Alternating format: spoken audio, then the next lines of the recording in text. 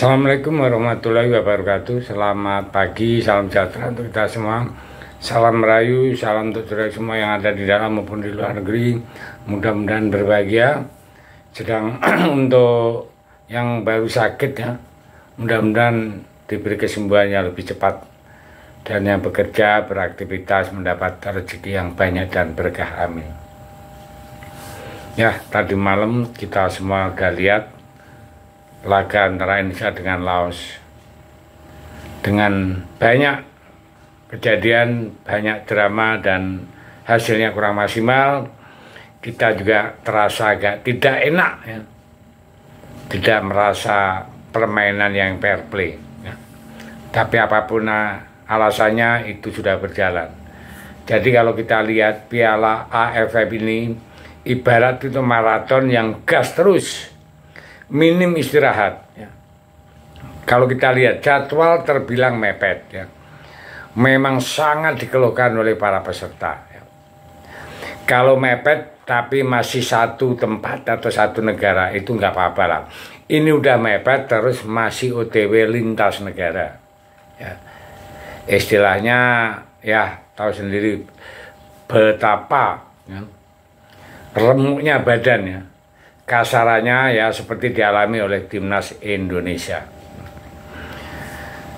Setelah kelar lawan Laos, keesok harinya langsung OTW ke Vietnam.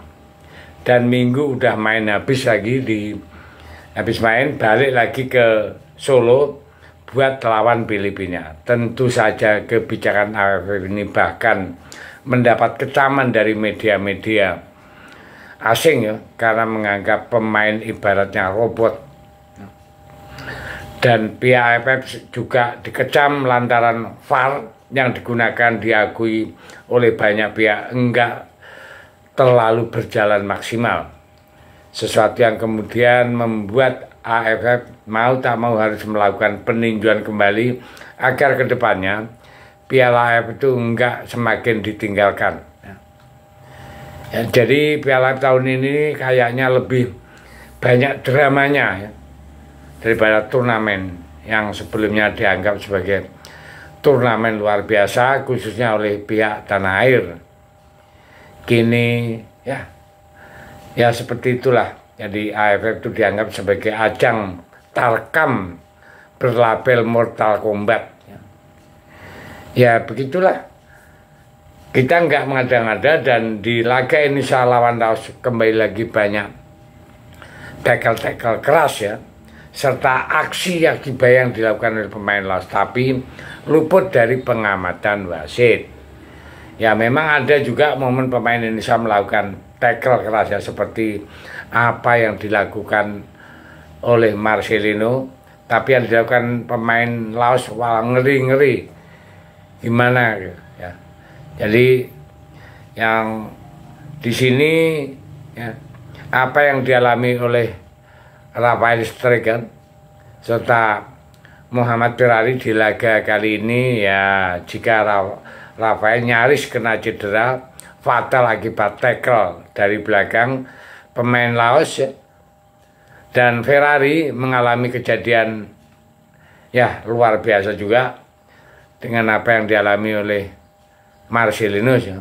Intinya terlalu banyak bermain barbar nah, itu di Piala AFF, yang mana itu masih menjadi kebiasaan yang tak berubah dari zaman dulu sampai zaman sekarang ya. Lebih lanjut dalam hal ini wasit juga nggak bisa sepenuhnya kita salahkan, karena sebenarnya udah ada VAR ya.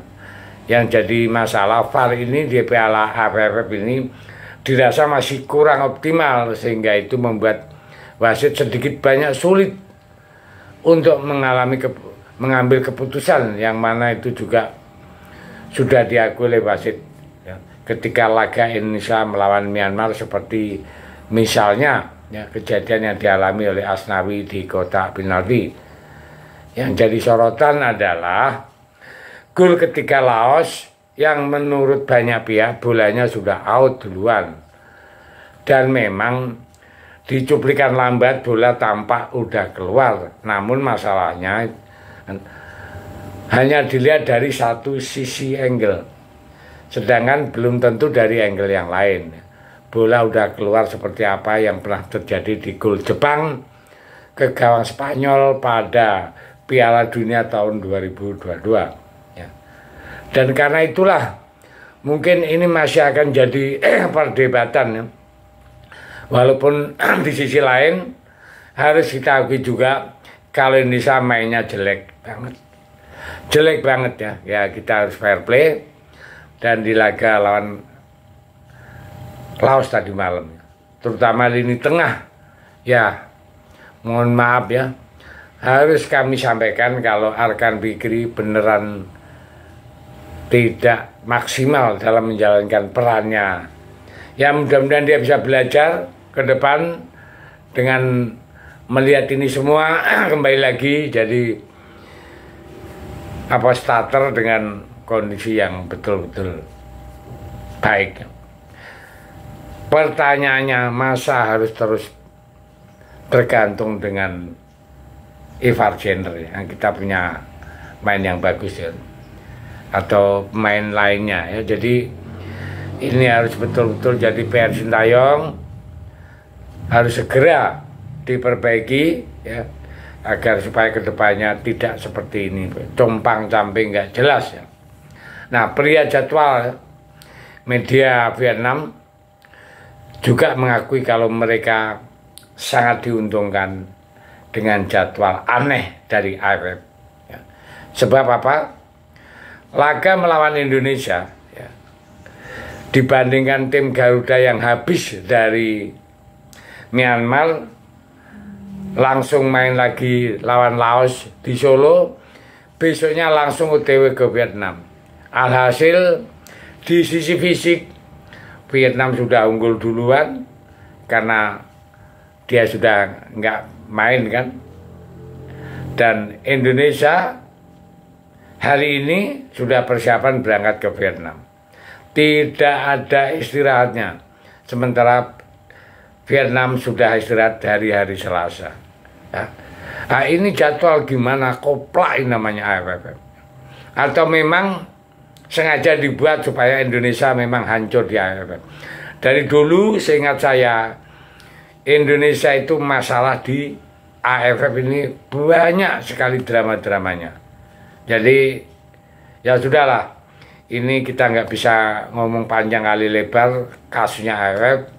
Yang penting tim Indonesia ini ya minimal bisa masuk semifinal atau final. Jangan bikin malu juga karena seniornya sudah main di Asia atau dunia, kok juniornya babak belur ya. Saya pikir itu. Terima kasih, merdeka.